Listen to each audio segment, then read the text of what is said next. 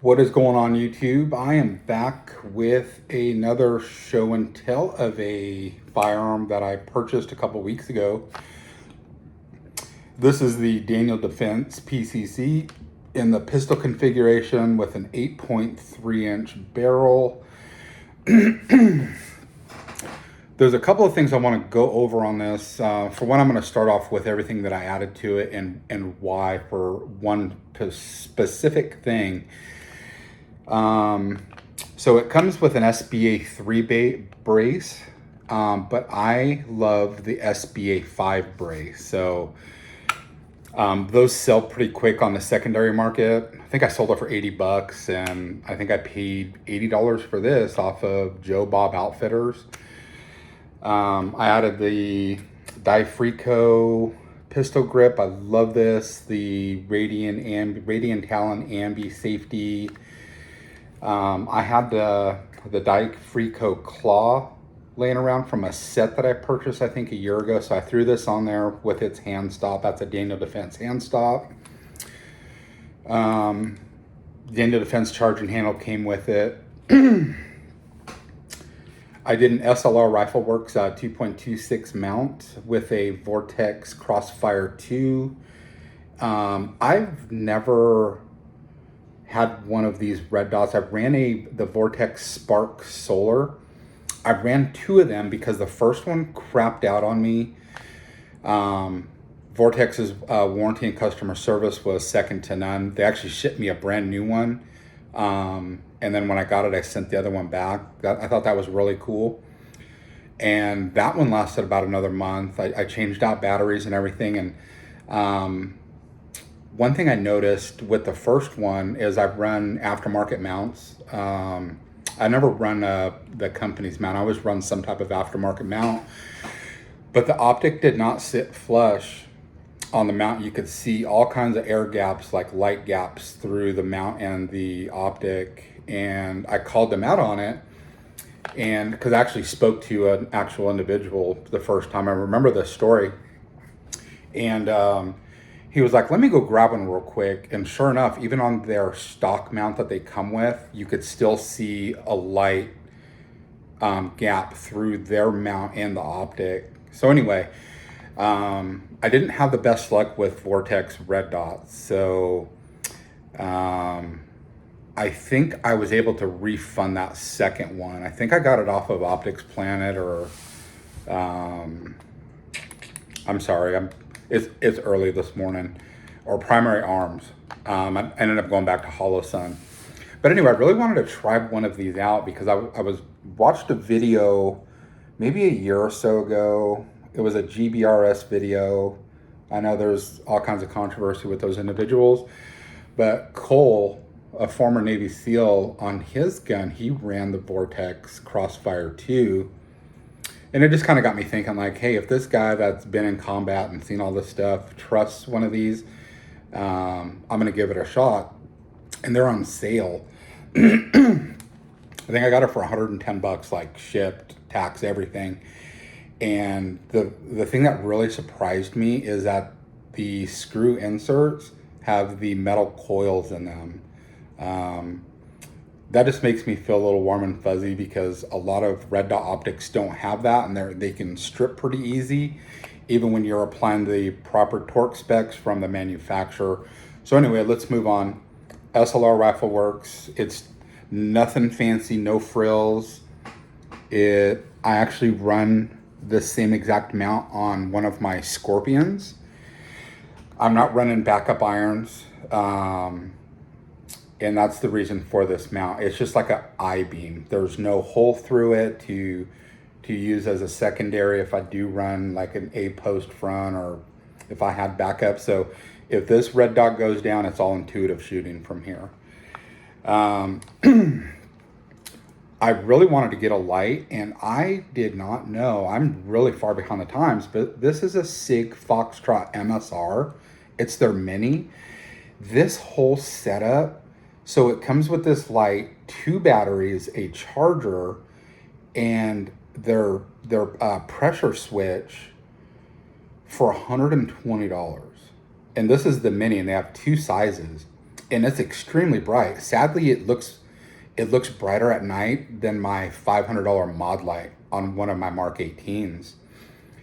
And so moving forward, I'm probably going to go with this light. It's very well constructed. If you're looking for a weapon light, highly recommend checking one of these out. Like I said, it comes with 2 mounts. It comes with the M-LOK rail mount, and then also a Picatinny mount. So depending on what setup you like. So let's get to the trigger.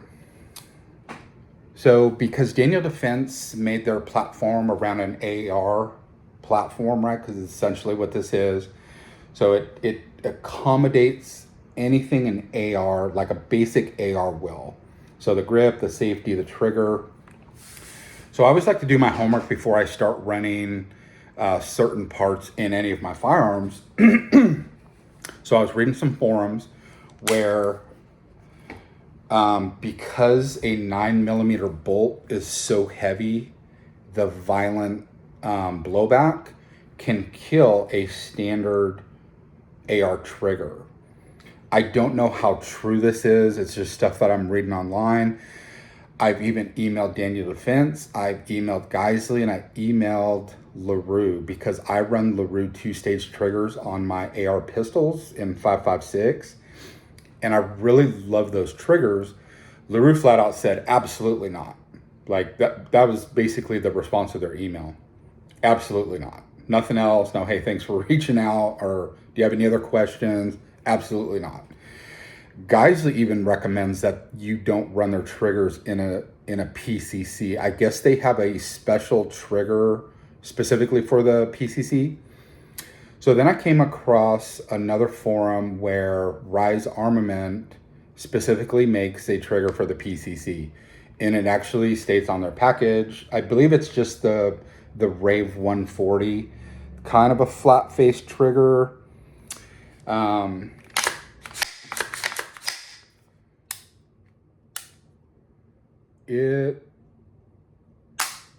It feels really good. They claim it's a 3.5 pound trigger, which is plenty adequate for me. The stock trigger that came on this thing was about 8.5 pounds. It was their basic mil spec trigger. Other than that, the only other thing I added on this was a 3-prong because I have a can. It's a Rugged Obsidian 9, brand new. It's never been shot. This whole setup has not been shot yet. But, oh, I think I've shown these rounds on a different video one time. These are 185 grain 9 mils. And I ran them for years. They are stupid quiet. A lot of it's because of the heavier grain. Now I have shot 147s and 150 grains, and there's really not much of a difference to the naked ear, if that's even a term.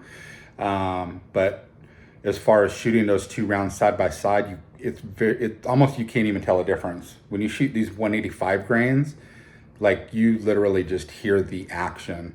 I shoot them in a Glock 17 suppressed. Apparently you're not supposed to shoot these rounds in anything shorter than a Glock 19. Anyway, I've also read several forums on how these are extremely overpriced. I don't disagree with that.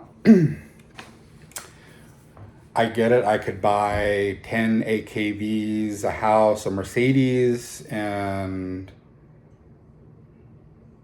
maybe lunch to buy one of these. They're very expensive. It was just shy of $2,000 out the door, bare naked gun. But everything I've watched on YouTube on it, and because of Daniel Defense's reputation when it comes to reliability, everyone has had nothing but great things to say about it. So, I actually have 2 things coming in the mail today. FedEx is out for delivery. It is November 1st, 2025. I still don't know where this year went. I'm gonna run an emissary development foreign hand stop. So I'm gonna get rid of these two guys. I actually have two of them coming in. They have a new one. It's called the X. That's gonna go on this, and then I have like their longest one that's gonna go on another AR that I just bought. I'm gonna do a review on. It is a Sons of Liberty Gunworks Patrol. But anyway, I just wanted to do a quick show and tell. Man, this thing is super solid. The upper to lower fit shouldn't be a surprise. It is super solid. There is absolutely no place. So when you hear this like rattle, if you can hear that on your end, it's the brace.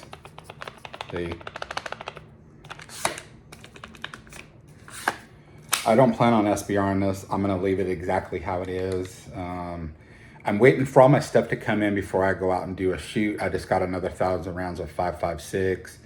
I have thousands of rounds of 9. But you know what would be really cool is if they made this in a 45. I think these things would sell like hotcakes if it was in a 45. Maybe Daniel Defense one day will get on that train. But, I want to show you. There's the switch it came with. I'm not sure if it is coming up, but it just has their Sig Sauer logo on it. I apologize if it is not coming up, but it is just a momentary. So it's not a switch on, but there is a button next to its tail cap that I can push for it to stay on if I want to, which is really good. My mod light doesn't have that option.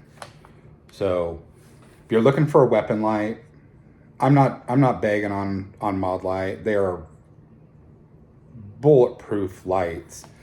And for some reason, probably flashing my light into the camera, looks like everything got darker on my end. But anyway, if you want to save money, you could probably buy 4 of these for the price of a mod light. And it's going to serve the same function. It really is. I'm not tumbling down mountains or anything, and if we ever had to get into a fight because all the shit going on in the world, like I'm fighting from my house. Like I'm not going out anywhere. So if you need to see at night, get you a light.